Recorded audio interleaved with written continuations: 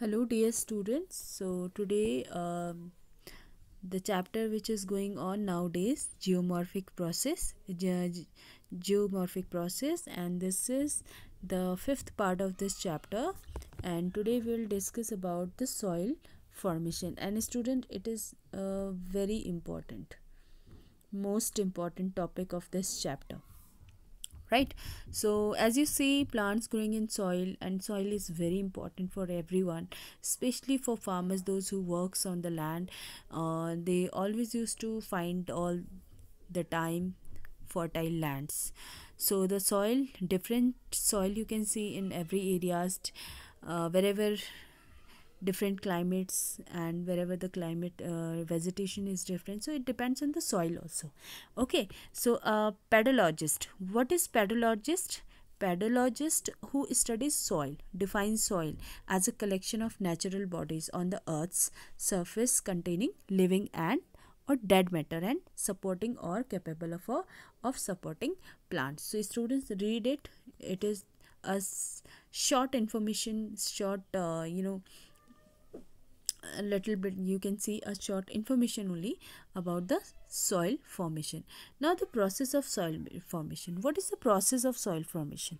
So here, first of all, soil formation or pedagogy is depends first on weathering. कि सबसे पहले ये किस पे डिपेंड करते हैं?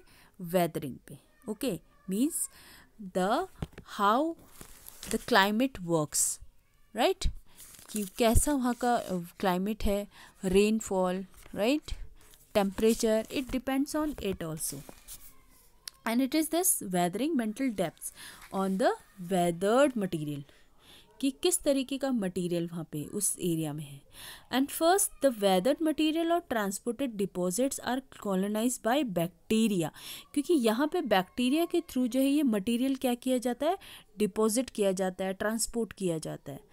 Okay, and like mosses and lichens you can see on the rocks में आप mosses and lichens देख सकते हैं. तो it is also through these lichens and mosses also soil का फॉर्मेशन होता है. ठीक है, इसके अलावा dead remains of organism which I already told you, rodent हो गया, ठीक है, अर्थ फॉर्म हो गए, ये भी सॉइल को फॉर्म करने में बहुत ज़्यादा हेल्प करते हैं. इंक्लूडिंग ह्यूमन बींग्स भी क्या करते हैं? बार बार किसी लैंड पे कंटिन्यूसली प्लगिंग, एंड जब वहाँ पे हार्वेस्टिंग करी जाती है, प्लगिंग किया जाता है, तो ड्यूरिंग दैट टाइम कुछ रॉक्स जो होते हैं वो सॉइल में कन्वर्ट हो जाते हैं, right? Then next I told you about the plant roots also, क्योंकि ये रॉक्स को ब्रेक करते हैं inside the earth. Burrowing animals bring up particles, like burrowing animals में जैसे आपके आ जाते हैं पोरस एंड स्पॉन्ज, रैबिट आपके आ जाते हैं, रोडेंट आ जाते हैं, तो ये भी क्या करते हैं? It also helps to form soil, right? And one more important thing, कुछ सॉइल जिसमें वाटर रिटेन करने की कैपेसिटी नहीं होती है, ठीक है, वो क्या होते हैं कि वाटर, जैसे वाटर वहाँ से फ्लो करता है तो वो वाटर के साथ फ्लो करने लग जाते हैं, वो वाटर को ऑब्जर्व नहीं कर पाते. But some of the soil like clay soil, you can see clay soil water retain करते हैं, ठीक है, वो वाटर को ऑब्जर्व करते हैं. Next is soil forming factors. There are some factors. अब ये कौन कौन से फैक्टर्स हैं? So basically 5 factors are there to control the formation of soil. So first is parent material, another one is topography, third is climate, fourth is biological activity, and the fifth one is time. Okay, so one by one we will study about these all factors. First of all, parent material. So when soils are very young and have not matured, so these show strong links with type of parent rocks. Okay, कि जब आप soil देखते हो वो बहुत ज़्यादा young होते हैं. सॉइल के भी स्टेजेस होते हैं, लाइक हाउ यू कैन, जैसे आपके रॉक्स में स्टेजेस होते हैं वैसे आपके सॉइल के भी स्टेजेस होते हैं. सो अगर वो सॉइल बहुत ज़्यादा यंग एज के हैं, यंग स्टेज के हैं, सो वो क्या शो कर सकते हैं? Strong link with type of parent rock. So you can सी कि वो जो रॉक है, वो जो सॉइल है, वो किस रॉक से बनी है, राइट? तो ये है, यू कैन आप इसमें सिर्फ आप सॉइल, यंग सॉइल को ही आप ऑब्जर्व कर सकते हैं। जैसे रॉक्स ओल्ड होते हैं, ठीक है, वहाँ की सॉइल जो है काफ़ी एनरिच हो जाती है, लाइक वहाँ पे जूट ग्रो किया जाता है। Some like limestone areas where the weathering process are specific and peculiar soil will show clear relation with parent rock. Okay, तो ये आप देख लीजिएगा, ये पढ़ लीजिएगा आप। And next is topography. This is topography. Topography like parent material is another passive control factor. यहाँ पे आप देख सकते हैं जैसे सॉइल जो है वो बहुत ज़्यादा थिन ऑन स्टीप स्लोप्स, बहुत ही दिस इज यहाँ पे एक बहुत ही पतली एक थिन स्लोप्स होती हैं and thick over flat. Slope वाले एरिया में आप बहुत ही पतली सी लेयर देख सकते हैं सॉइल की, बट फ्लैट सरफेस में you can see a very thick layer of soil. Okay, and over gentle slopes where erosion is slow. Gentle slope अगर है, gentle slope means like this, तो वहाँ पे जो है इरोजन क्या रहता है, बहुत स्लो रहता है। बट अगर वह स्टीप स्लोप है तो वहाँ पे आप बहुत फास्ट क्या देख सकते हो, इरोजन देख सकते हैं।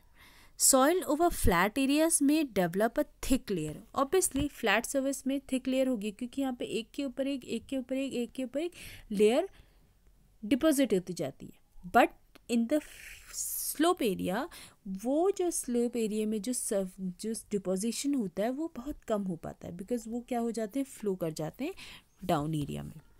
So in middle latitude, south facing slopes exposed to sunlight have different condition of vegetation and soil, and through this soil you can see different vegetation, अलग अलग topography means कि अलग अलग area like plain area, hilly area, तो according to the soil types different vegetation also you can see, right? कोई कहीं पे soil आपको डिफरेंट दिखेगी, डिफरेंट टेक्सचर दिखेगा डिफरेंट, उसमें मॉइस्चर है नहीं है, you can C. Dry area है तो वहाँ की सॉइल डिफरेंट होगी, अगर बहुत ज़्यादा कोल्ड एरिया है तो वहाँ पे डिफरेंट होगी। तो आपको क्लाइमेट के according also you can see the different types of soil. Climate, now the topic जिसके बारे में हम बात कर रहे थे, about the climate. Now here is the climate. So climate आप देख सकते हैं, moisture in terms of the intensity, frequency and duration of precipitation, evaporation and humidity. Second is temperature in terms of seasonal and diurnal variation, कि seasonal wise भी temperature में changes आते हैं जिससे कि सॉइल में भी चेंजेस आ जाते हैं। Moisture in terms of intensity means उस सॉइल में कितना मॉइस्चर है, it depends on the climate also.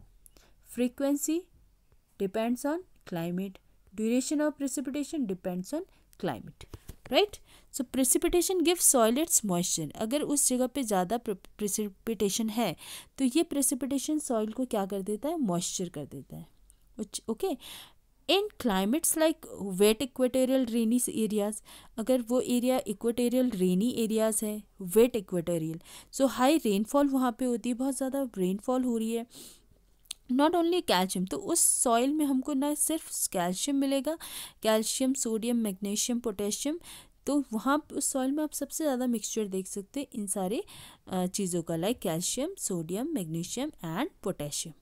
But also major part of silica is removed from the soil. लेकिन एक और चीज़ है, अगर वो बहुत ज़्यादा हाईली प्रेसिपिटेशन वाला एरिया है तो वहाँ पे आप देख सकते हो कि वहाँ पे सिलिका जो है सॉइल से पूरी तरीके से क्या हो जाता है, removal of silica from the soil is known as desilication. Okay, अब ऐसे कंडीशन में सिलिका का क्या हो गया है, सिलिका उस सॉइल में नहीं है, तो that time we can say it is desilication, right? So high temperature, evaporation exceeds precipitation, hence groundwater is brought up to the surface by capillary action, and in the process the water evaporates, leaving behind salts in the soil. अब ये वही बात हो गई कि so how what is going on here, जब water जो है सबसे बड़ा यहाँ पे भी वर्क करता है, लाइक सॉइल को ट्रांसपोर्ट करने में एजेंट्स वर्क करते हैं टू ट्रांसपोर्ट सॉइल, राइट। अब ऐसी सिचुएशन में जैसे जैसे ग्राउंड वाटर जो है brought up in the surface, धीरे धीरे करके वो क्या करते हैं, उसको सरफेस एरिया में पहुंचा देते हैं, ट्रांसपोर्ट कर देते हैं। एंड वाटर एवेपरेट्स, वाटर क्या हो गया, एवेपरेट हो गया, और वहाँ पे क्या रह जाता है, सिर्फ मिनरल्स रह जाते हैं, लाइक सॉल्ट रह जाते हैं। तो वो सॉल्ट जो है वो किस में मिक्स हो जाते हैं, सॉइल में। Okay, next is biological activity. Biological activity. So the vegetation cover an organism that occupy the parent materials from the beginning, and also that later stage help in the adding organic matter, moisture retention, nitrogen etc. तो यहाँ पे biological में फिर वही से हम दोबारा से बात करते हैं, जो डेड प्लांट्स होते हैं, ठीक है, ये क्या प्रोवाइड करते हैं, humus. So finally divided organic matter of soil, some organic acids which form during humification. Humification means humus. Okay, in decomposing the minerals of the soil parent materials में, ये जो soil जो है, soil में बहुत सारे जो है dead plants भी एक work करते हैं as a biological activity. Okay. In humid tropical and equatorial climates bacteria growth and action is intense. आप अगर अभी अपने घर पे आसपास जो मिट्टी है उसको अगर बहुत खोदने लग जाओगे तो बहुत सारी चीज़ें उस सॉइल से निकल करके आती हैं, ठीक है। तो this process is known as the nitrogen fixation and rhizobium, a type of bacteria होता है, लिव्स इन द रूट, जो कि आपके रूट्स में, प्लांट रूट्स में रहते हैं। So nodules of leguminous plants and fixes nitrogen beneficial to the host plant. तो जो प्लांट के अंदर जो बैक्टीरिया है वो भी सॉइल को फॉर्म करने में हेल्प करते हैं, ठीक है। सो बायोलॉजिकल कुछ एक्टिविटीज़ हैं, इससे भी सॉइल का फॉर्मेशन होता है। So the influence of large animals like, बहुत सारे जो एनिमल्स है large animals like ants, termites, earthworms, rodents. So these helps